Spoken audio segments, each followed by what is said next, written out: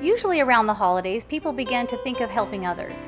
And while these annual efforts are really important, sustained, consistent service is really needed. It requires a greater commitment on the part of the giver, not just for a season, but all year. Our next stop illustrates that point. We are going to Lake Forest Nursing Center, where a group of special residents get a weekly boost from a little dog and her special owner. Join us for a visit with members of the Greatest Generation. Susan Gillette has been visiting with residents of Lake Forest Nursing Center for nearly 7 years. These weekly visits have become part of her life. I've been volunteering for 6 years at Lake Forest Nursing Center.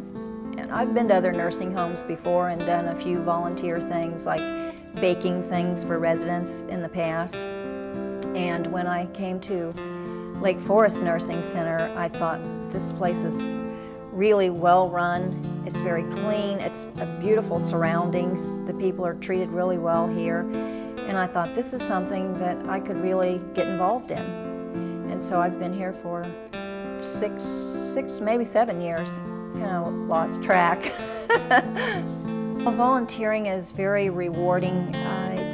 It's good for the residents, and it's also good for me. It gives you a good feeling that you've participated in someone's life and brought them some kind of happiness. A lot of people do have a lot of happiness that have family and friends that come in, but there are people that maybe they never married, maybe their loved ones have passed on, and maybe their children live in different states and can't visit as often. So it's nice to have a volunteer come in and maybe come back and visit again. It gives that person something to look forward to. You don't want to, do you? I said, yes, I do.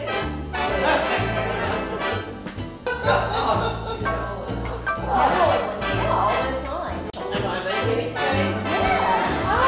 Let's go.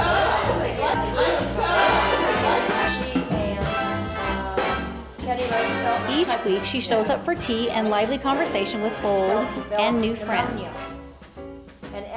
We read Dear Abby in the paper. We talk about current events, and you know, when we do Remember When, and we talk about the good old days, and they talk about the Depression and things like that, you learn a lot about how people used to live, and a lot of things that you take for granted today that they didn't have then. It's amazing. She is joined by her special little dog, Katy, who is an important participant of these weekly visits.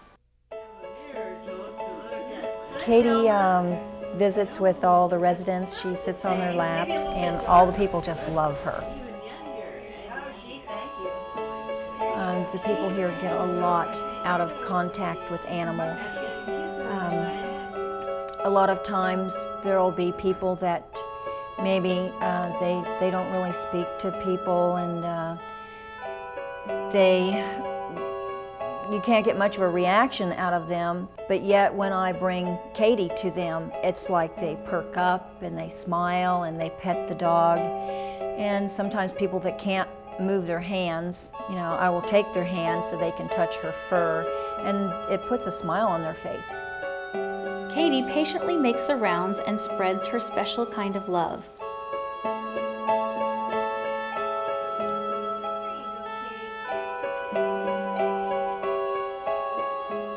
There's a lady that I especially like here, Dorothy, and I tell Katy we're going to go see Dorothy, and she gets all excited. There's Dorothy.